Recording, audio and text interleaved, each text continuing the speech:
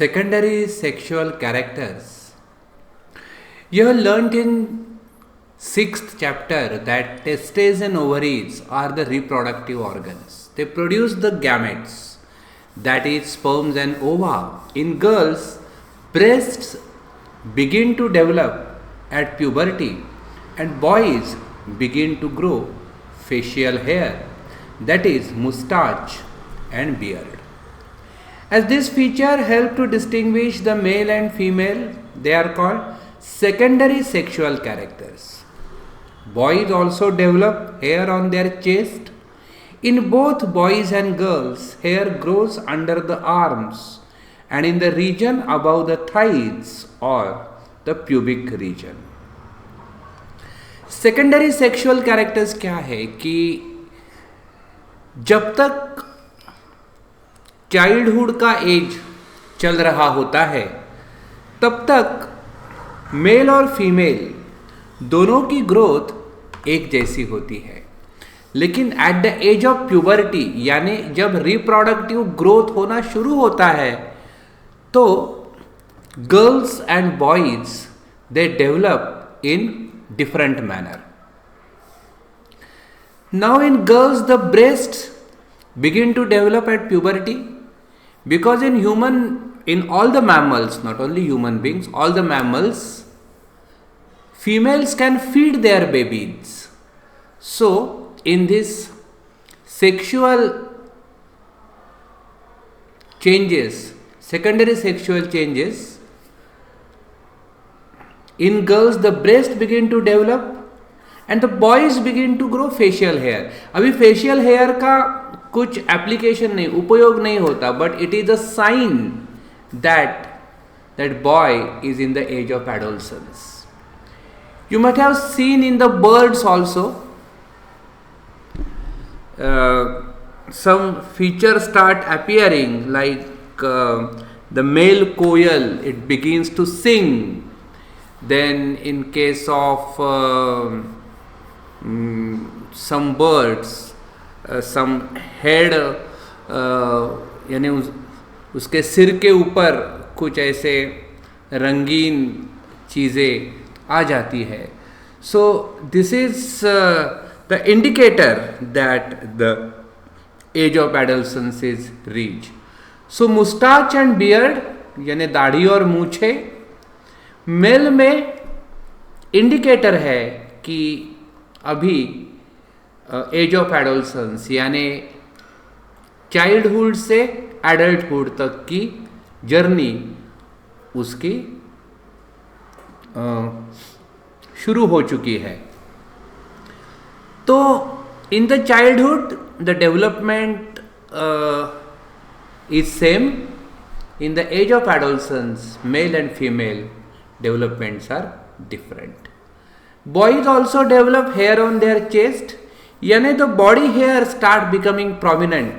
In case of boys, hair grows under the arms and in the region above the thighs and in the pubic region. यानी reproductive areas में hair growth होना शुरू होता है और in case of boys the moustache and beard वहाँ पे hair growth शुरू होती है. The changes which occur at adolescence are controlled by hormones. तो ये अलग अलग चेंजेस कैसे होते हैं? तो हमें पता है कि मेल और फीमेल रिप्रोडक्टिव ग्रोथ के लिए रिस्पॉन्सिबल जो हार्मोन्स है वो अलग अलग है. मेल में टेस्टोस्टेरॉन नाम का हार्मोन सिक्रेट होता है और फीमेल में ईस्ट्रोजेन नाम का हार्मोन सिक्रेट होता है. तो ये जो सेकेंडरी सेक्सुअल ग्रोथ है वो इन हार्मोन्स के कारण होती है. हार्मोन क्या है? Hormones are chemicals. They are secreted by the glands and they are mix into the blood. Male hormone is testosterone. It begins to release by the testis at the onset of puberty. तो male reproductive system में जो testis नाम का organ है उस organ से testosterone नाम का हार्मोन सिक्रेट होना शुरू होता है और वो male specific secondary reproductive growth के लिए रिस्पॉन्सिबल होता है. This causes changes in boys about which you have just learn the growth of facial hair. Once puberty is reached in girls, ovaries begin to produce female hormone oestrogen which makes the breast development. तो female में oestrogen नाम का hormone रहता है और उसका source भी क्या है, ओवरीज, यानी फीमेल रिप्रोडक्टिव ऑर्गन से वो सिक्रेट होता है। मिल्क सिक्रेटिंग ग्लैंड्स और mammary gland develop inside the breasts. The production of these hormones is under the control of another hormone secreted from an endocrine gland called pituitary gland. तो brain के अंदर जो pituitary gland होती है, वो pituitary gland in दोनों hormone के flow को कंट्रोल करती है। लेकिन ये दो हार्मोन के सोर्सेस अलग अलग है। मेल में टेस्टोस्टेरोन टेस्टिस से और फीमेल में ईस्ट्रोजेन ओवरीज से सिक्रेट होता है। Role of hormones in initiating reproductive functions. Endocrine gland release hormone directly into the bloodstream to reach a particular body part called target site. The target site responds to hormone. There are many endocrine gland or ductless gland in our body. तो basically हमारे शरीर के अंदर दो तरह के control होते हैं, एक होता है नर्वस कंट्रोल और दूसरा होता है केमिकल कंट्रोल। अभी जो ये लेक्चर तुम सुन रहे हो, अपने कानों से सुन रहे हो, तो कानों के ऑडिटरी नर्व जो है वो ब्रेन तक ये संदेश लेके जाती है इलेक्ट्रिकल फॉर्म में, और ब्रेन इंटरप्रेट कर रहा है आवाज को। सामने ये टेक्स्ट बुक तुम देख रहे हो तो आईज के अंदर तुम्हारे ऑप्टिकल नर्व्स है जो इंफॉर्मेशन लेके जा रहे हैं ब्रेन तक, और तुम ये सब चीजें ये जो टेक्स्ट है वो देख पा रहे हो। तो ये जो कंट्रोल है, ऑडिटरी कंट्रोल और विजुअल कंट्रोल, ये हमारे नर्वस कंट्रोल का पार्ट है। लेकिन जो दूसरा कंट्रोल है, केमिकल कंट्रोल, जो हार्मोन के कारण होता है, वो कंट्रोल कंटिन्यूअसली अपना काम करता रहता है। अभी तुम सुन रहे हो और वो एक्शन वहां पे खत्म हो रहे, यानी ये सारे जो सेंसेस है वो शॉर्ट लिव्ड है, थोड़े समय के लिए। लेकिन ऐसे भी कुछ कंट्रोल है वो लॉन्ग लास्टिंग रहते हैं, यानी अपना काम धीरे धीरे धीरे धीरे करते रहते हैं। तो ऐसे जो कंट्रोल्स है वो केमिकल कंट्रोल्स होते हैं। हार्मोन्स होते हैं जो स्पेसिफिक ग्लैंड से निकलते हैं, ब्लड स्ट्रीम में फिर वो सिक्रेट हो जाते हैं और ब्लड उसको हर एक सेल तक लेके जाता है। और जो सेल उन हार्मोन को पहचानते हैं वो सेल उनको डिटेक्ट करके उनको एब्जॉर्ब कर लेते हैं, और वहाँ पे वो चेंज, यानी the growth of moustache, the growth of beard, ये सब होता रहता है। तो this is hormonal control in the body. Testes and ovaries secrete sex hormones. You have just learned that these hormones are responsible for the male and female secondary sexual characters. Further, the sex hormones are under the control of hormones from the pituitary gland. Pituitary secretes many hormones, one of which make ova mature in the ovaries and sperms form in the testes. तो pituitary gland से secrete होने वाले hormone है वो ये reproductive part से secrete होने वाले हार्मोन को कंट्रोल करते हैं। So first the hormones from the pituitary stimulates the testis and ovaries to release testosterone in male, oestrogen in female. It is released in the bloodstream and reach parts of the body, that is target site, stimulate changes in the body at the onset of puberty. So Paheli and Bujo have now understood that puberty marks the beginning of reproductive period when one becomes capable of reproduction, but they want to know if reproductive life once begun continues or it ends at some time. So first phase of life is childhood. In that, reproductive functions are absent. Then comes the reproductive phase of life in humans. Adolescents become capable of reproduction when their testes and ovaries begin to produce gametes. The capacity for maturation and production of gametes lasts for much longer time in males than in female. See female reproductive system ज़्यादा complicated है, means male reproductive system को सिर्फ sperm cell release करने हैं, लेकिन fertilisation female के body के अंदर होना है और उसके बाद की जो ग्रोथ है, ग्रोथ ऑफ फीटस, वो भी फीमेल के बॉडी के अंदर होनी है. So female reproductive system is much more complicated and its functions are means more than the male reproductive system. तो फीमेल रिप्रोडक्टिव सिस्टम का जो एक्टिव पीरियड है वो मेल रिप्रोडक्टिव सिस्टम से कम होता है. In female the reproductive phase of life begins at puberty 10 to 12 years of age. 10 से 12 साल की उम्र में फीमेल रिप्रोडक्टिव फेज एक्टिवेट होती है, यानी कि वहाँ पे मेंस्ट्रुएशन साइकिल स्टार्ट होता है and generally last till the age of approximately 45 to 50 years. और 45 से 50 साल तक ये सब चलता रहता है, यानी कि वो menstruation cycle almost 35 to 40 years तक हर एक मंथ में वो साइकिल होता रहता है, चलता रहता है. Ova begins to mature with the onset of puberty. One ovum is matured is released by one of the ovaries once in about 28 to 30 days. तो ये मंथ का साइकिल कैसा है 28 to 30 डेज में, कि हर एक महीने में, हर एक 28 to 30 डेज के बाद में एक एग सेल ओवरी से ओविडक्ट में आता है. During this period the wall of uterus becomes thick so as to receive the egg. In case it is fertilized, then it begins to develop.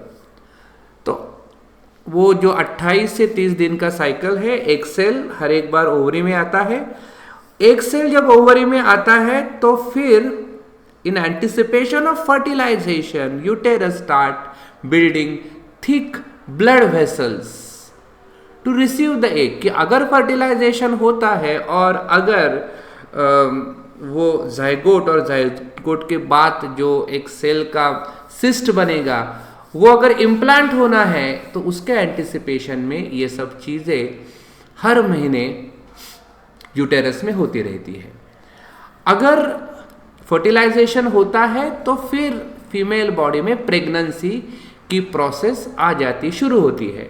But if fertilisation doesn't occur, released egg and the thickened lining of the uterus along with its blood vessels are shed off. तो जो भी कुछ thick linings of blood vessel uterus में बने थे, अगर एक cell fertilise नहीं होता है, it's almost a period of 24 hours, कि अगर 24 आवर्स में एक सेल फर्टिलाइज नहीं हुआ तो वो सारे blood vessels along with the egg are shed off from the female body. This causes bleeding in women and this is called menstruation. तो ये सारे ब्लड वेसल्स और एक सेल को शेड ऑफ करना, इस प्रोसेस को बोलते हैं menstruation. Menstruation occurs once in about 28 to 30 days. 28 से 30 दिन का साइकिल होता है और उसमें means that blood flow it takes around 4 to 5 days. जब ये सब साइकिल शुरू होता है, first menstrual flow that is called menarche. तो menarche occurs at the age of 10 to 12 in female. At the age 45 to 50 menstrual cycle stops. यानी 45 से 50 साल की उम्र के बीच में कभी भी मेंस्ट्रुअल साइकिल स्टॉप हो जाता है. Stoppage of menstrual cycle is called menopause. तो menarche at 10 to 12 years of age and menopause at 45 to 50 years age. So this is the active reproductive period of females in general. Initially, menstrual cycle may be irregular, after some time it becomes regular. Then Paheli says the reproductive life of woman lasts from menarche to menopause, and that's correct. It's from menarche to menopause. In case of boys, the reproductive phase starts a little later, 1-2 साल late शुरू हो जाती है, but it remains active throughout the life. यानी वो sperm cell का production ऐसे इस तरह से स्टॉप नहीं होता in case of male. Menstrual cycle is controlled by hormones. The cycle includes the maturation of egg, its release, thickening of uterine wall and breakdown if pregnancy doesn't occur. In case of egg is fertilized, and it begins to divide, then it gets embedded in the uterus for the further development, as you have learnt in chapter 6. How is the sex of the baby determined? I heard my mother and my aunt talking about my cousin who is going to have a baby. They were discussing whether she would give birth to a boy or a girl. I wonder what makes the fertilized egg develop either into a boy or a girl. Inside the fertilized egg or zygote is the instruction for determining the sex of the baby.